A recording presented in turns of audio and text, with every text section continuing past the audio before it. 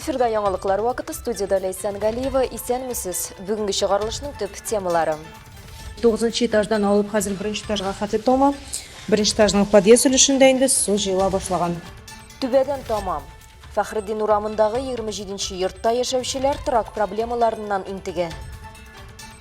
Әлмәтлеләр бирегә эзләрен суытмый. Җәлилнең туган көненнән тыш, төрле патриотик искә алу чаралары җәлилчеләрне җәзалап үтерелгән август көнендә дә уза.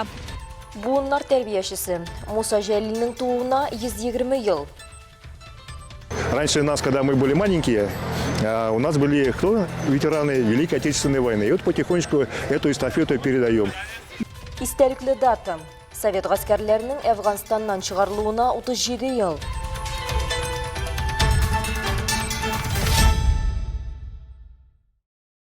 Бүгін иртән Әлмәт районында 2 янгын чыккан. Иртәнге 3-тә Шарлама авылының 1 май урамында мунча яну турында хәбәр килә. Түшәм һәм стеналар күмергә әйләнүдән тыш бәхеткә кешеләргә зыян килми. Янгын чыгуның башлангыч сәбәбе дип электр җиһазларын монтажлау кагыйдәләрен бозуны атыйлар. Икенче янгын иртәнге 5-тә Рус Акташында була. Анда Толстой урамындагы гараж яна. Ут 12 квадрат метр мәйданлы бинаның түбәсенә зыян китергән. Янгын сәбәбен белгечләр ачыклый. Халыкны янгын куркынычсызлыгы кагыйдәләрен үтәүгә игътибарлы булырга һәм кичекмәстән янгын чыгу турында ашыгыч хезмәт телефоннары аша хәбәр итәргә сорыйлар. Фәхреддин урамындагы 27-нче йортта яшәүчеләрне атна буе түбәдән аккан су баса. Җирле халык әйтүенчә, күп фатирлы йортта 2020 елда ремонт башкарылган. Әмма билгеле булганча сыйфатсыз. Йортта яшәүчеләр белән хәбәрчебез Алсу Әхмәтҗанова аралашып кайтты.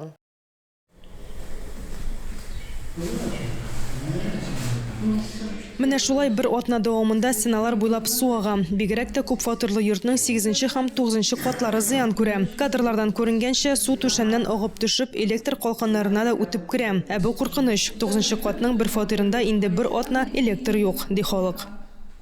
В 68-й квартире неделю свет нет. 68-нче фатирда бер атна электр энергиясе юк. Әле бу хурлык кипкәнче төзәтүгә керешү мөмкин түгел. Без подъездда бөтенләй ут кабызмыйбыз. Менә сез килүгә генә кабызып куйдык. Чөнки замыкание булыр дип куркабыз. Аның лампочкалары да уйный яки бөтенләй сүнә. Потому что замыкание. Здесь лампочки мигают или вообще не горят. Нина Казакова әлеге йортта күп еллар яши. Мондый хәл булганы юк иде әле ди. Әле хәзер кыш, язын нишләрбез дип кайгырам. Җирле халык беренче тапкыр идарәче оешмага мөрәҗәгать иткәннәр, ләкин җавап булмаган. Целую неделю, каждодневно она... Бер атна дәвамында минем кызым көн сайын идарәче оешмага шалтыратып торды. Ә хәлләр тагын да начарая гына бара. Көннән-көн йорт дымлана, су агып ята. Низакны чишү өчен бернинди чараларда эшләнми. Идарәче оешмада диспетчер телефон аша җавап бирә. Заявканы тапшырырбыз диде, шуның белән эш бетә. Килгән, караган кеше юк. Телефон диспетчер отвечает, передадим заявку. И все. 2020 елда әлеге йортта ремонт булган. Аның түбәсен ремонтлаганнар. Һәм ремонтның нинди икәнен менә инде күренеп тора. Су тома, бу инде 9-нчы этаждан алып, хәзер 1-нче этажга хәтле тома. 1-нче этажның подъезд өлешендә инде су җыела башлаган. Халык белән очрашканнан соң без үз чиратыбызда хезмәт күрсәтүче идарәче компанияга вазгыять турында аңлатма бирү һәм ремонт вакытын билгеләү үтенече белән мөрәҗәгать җибәрдек. 7-нче торак коммуналь хуҗалыктан шундый җавап алдык.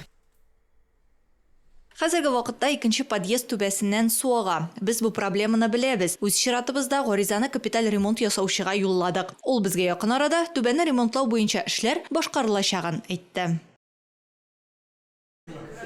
Йортта яшәүчеләр оператив катнашуга өметләнә. Түбәне кабат җинтекләп тикшерү, кимчелекләрне бетерү һәм электр белән тәэмин итү куркынычсызлыгын эшләү. Язгы җылыну карарлар кабул итү вакытын якынайта. Хәзер аларга өйдә яшәүче кешеләрнең уңайлыгы гына түгел, куркынычсызлыгы да бәйле. Алсу Әхмәтҗанова, Олег Павлов, яңалыклар вакыты, Луч Әлмәт телекомпаниясе. Татар милләтенең ватанпәрвәрлек символы булган бөек шәхесе, герой шагыйрь Муса Җәлилнең тууына 15 февральдә 120 ел тулды. Аның әсәрләрендә берничә буын кеше тәрбияләнде. Аның каһарманлыгы меңләгән, миллионлаган халык өчен үрнәк. Бүген Советлар Союзы герое, Ленин премиясе лауреаты Муса Җәлилне әлмәтлеләр дә искә алды. Аның бюсты янында тантана узды. Вакыйга турында Рәдифә Нигъманова.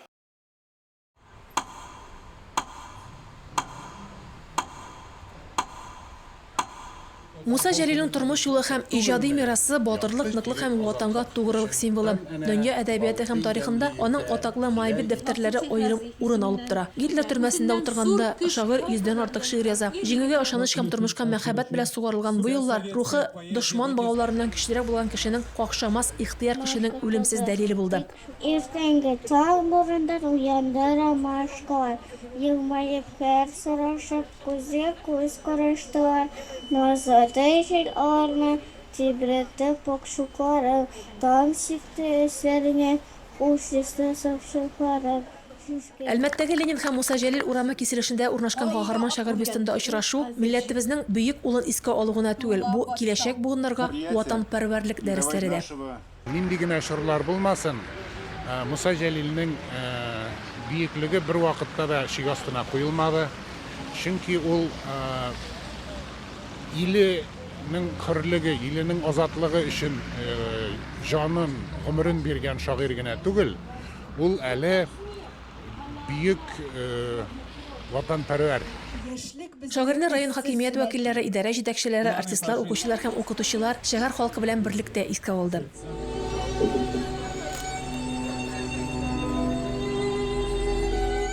Ленин һәм Жәлил урамнары чатында бу һәйкәл 1978 елда урнаштырыла. 2013 елда ул яңадан тергезелә һәм яңартыла. Әлмәтлеләр бирегә эзләрен суытмый. Жәлилнең туган көненнән тыш төрле патриотик искә алу чаралары жәлилчеләрне җәзалап үтерелгән август көнендә дә уза. Рәдифә Нугманова, Олег Павлов, яңалыклар вакыты, Луч Әлмәт телекомпаниясе.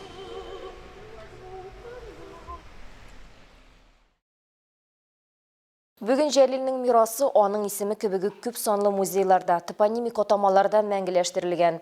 Күршебез Сарман районының Жәлил бистәсендә хезмәт даны музейында герой шагыйрьгә багышланган экспозиция эшли. Чираттагы материалыбыз шул хакта.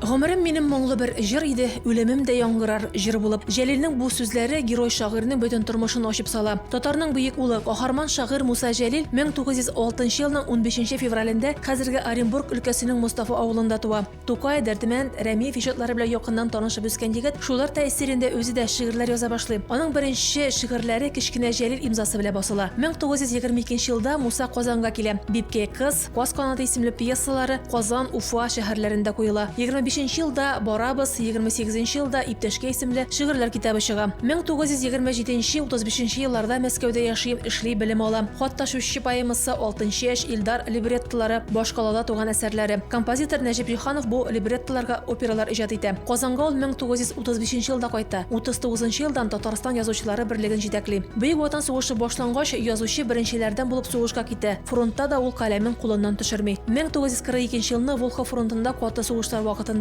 аларның части чолганышта кала. Жәлил яралы хәлендә дошман кулына эләгә. Лагерьда да шумлы үлем шәүләсе астында Жәлил һәм аның иптәшләре илебез азатлыгы өчен көрәшен дәвам итә. Кораллы восстание әзерләүдән тыш тоткыннар арасында фашистларның мәкерле планнарын фаш итәләр. Мусаның ялкынлы шигырьләре илебез җиңүен сугара. 1944 елның февралендә фашистларның хәрби суда Жәлил һәм аның көрәштәшләрен үлем җәзасына хөкем итә. Тоткынлыкта язылган шигырьләр Блактонтон, Берлин төрмәсеннән Габбас Шәрипов, Майбит төрмәсеннән Бельгияле Андре Тимерманс алып чыга. Шулай итеп, көрәш һәм җиңү символы булган Майбит дәфтәрләре берничә буынның тәрбия коралы булып илебезгә кайта. Аның белән бергә Жәлилнең исеме дә. Бүген каһарман шагыйрь исемен Казандагы опера һәм балет театры йөртә. 1964 елда теркәлгән эшчеләр бистәсенә дә Жәлил исемен кушалар. Шул елда бистә мәктәбендә булдырылган тарих почмагы бүген Жәлил нефть гашчыгар идарәсенең хезмәт даны музеена әверелә. 1925 елда ул Татнефть компаниясе грантына тулысынча яңартыла. Биредә төбәкнең нефть тармагы тарихы һәм казанышлары турында сөйләүче уникаль экспонатлар тәкъдим ителә. Музейга кунаклар суытмый, әледән-әле мәгариф һәм патриотик чаралар, экскурсиялар уза биредә. Аларны һәр экспонатның тарихын белүче Альмира Галиәхметова үткәрә. Жәлил бистәсендә урнашкан әлеге музейның ишекләре һәр вакыт ачык. Биредә Муса Жәлилдән тыш аның көрәштәшләре турында мәгълүмат саклана һәм әлбәттә инде Жәлил бистәсенә нигез салучылар турында да мәгълүмат җитәрлек. Рәдифә Нугманова, Олег Павлов, яңалыклар вакыты, Луч Әлмәт телекомпаниясе.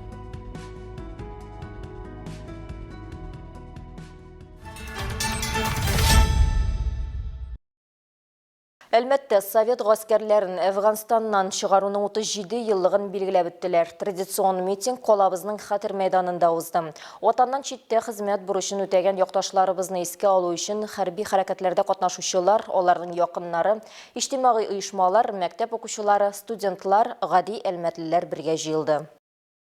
Аларның исемнәре безнең йөрәкләрдә. Әфган һәм башка кайнар нокталарда хезмәт итүче татарстанлыларның һәм әлбәттә инде әлмәтлеләрнең исеме менә шушындый һәйкәлдә мәңгеләштерелгән. Ел саен бирегә аларны искә алыр өчен бик күп халык җыела. Араларында үзләренең хезмәттәшләрен, искә алучылар да, якыннарын сагынып сөйләүчеләр дә шактый. Ел саен 15 февральдә хәтер мәйданына җыелу әлмәтлеләр өчен күркәм гадәт. Совет гаскәрләрен Әфганстаннан чыгаруның еллыгы көне ватаннан читтә хезмәт бурычын үтәгән россиялеләрне искә алуда. Быел Совет гаскәрләренең шикләнгән контингентын Әфганстаннан чыгару тәмамлануга 37 ел тулды. Вот именно вот этот день 15 февраля. Нәк менә шушы көн 89 елның 15 феврале локаль хәрби хәрәкәтләрдә катнашкан барлык ветераннарны берләштерүче көн булды. Егетләр бүген дә патриотик тәрбия белән шөгыльләнәләр. Балалар белән очрашуларга киләләр. Әфган, чечен, махсус хәрби операция ветераннары катнашында бик күп тематик чаралар уза. Алар барысы да ярдәм итә. Без кечкенә чакта бөек ватан сугышы ветераннары бар иде. Хәзер эстафетаны безнең егетләр алды. Помогаю все. Вот, то есть мы теперь немножко становимся. Раньше нас, когда мы были маленькие, у нас были кто? Ветераны Великой Отечественной войны. И вот потихонечку эту эстафету передаем. Бу сугыш тулы бер буын өчен җитди сынау булды. Аның аша рәсми мәгълүматлар буенча 10 меңнән артык татарстанлы үткән. Алар арасында 696 әлмәтле. Эта служба нас сплачивает, там единой семьей. Бу хәрби хезмәт безне берләштерде. Анда бер гаилә булып, туганнар кебек булып бетәсең. Әлегә кадәр аралашабыз. Минем иптәшем Манапов Тахир, ул Казанда яши. Бер туганым кебек миңа. Хезмәт иткәндә хатларны да бергә укый идек. Миңа килсә минекен, аңа килсә аныкын. Ул хатлар да безне җылыта иде. Мне придет, мои читаем письма, ему придут, мы его читаем. Это как будто вот, хоть от кого это письмо приходит, мы вместе читали, это согревали. Митингта катнашучылар һәлак булган геройларны 1 минут тынлык белән искә алды. Тантана сугышчы интернационалистлар монументына чәчәкләр салу белән тәмамланды. Чара азагында җыелганнар истәлекле фотога төштеләр. Әфганстаннан Совет гаскәрләре чыгаруның 37 елгы уңаеннан республика буенча батырлык дәресләре, ветераннар белән очрашулар һәм спорт акцияләре узды. Шуларның берсе Әлмәт физик культура клиятендә махсус һөнәри уку йортлары студентлары арасындагы ярышлар. Физик әзерлек ярышларның иң мөһим этапларының берсе. Командадагы егетләр һәм кызларның үз нормативлары. Мисал өчен, егетләр тартылырга тиеш, кызлар ятып бетелергә. Ә менә чараның иң кызык өлеше катнашучылар фикеренчә автомат нисбәтеп җыю.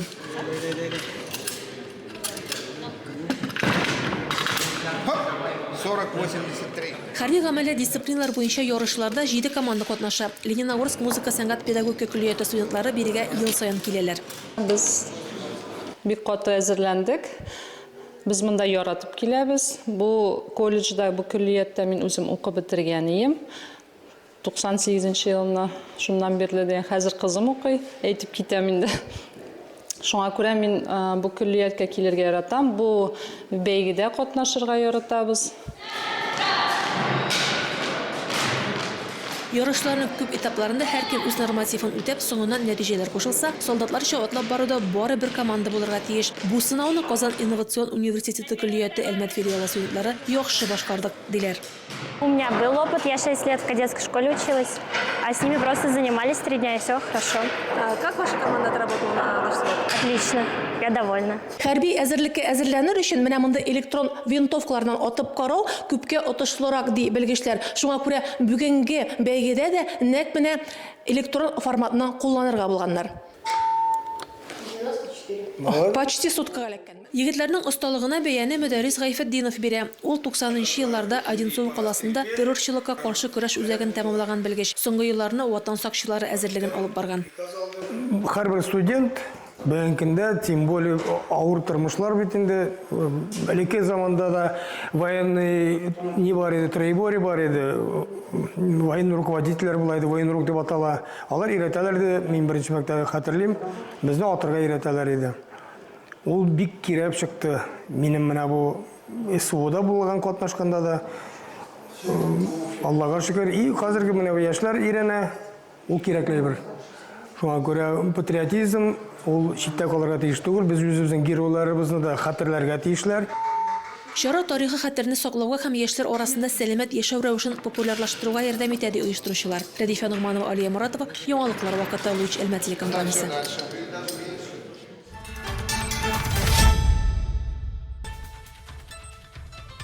Хөрмәтле тамашачыларыбыз, яңалыклар чыгарылышының туры трансляциясын сез ВКонтакте социаль шелтеренә кереп, Луч Әлмәт төркемендә сәгать кичке 7-дә карый аласыз. Безнең иң кызыклы сюжетларыбыз да рәсми аккаунтларыбызда урнаштырыла. Моннан тыш сез үзегез дә яңалыклар, актуаль вакыйгалар һәм проблемалар белән уртаклаша аласыз.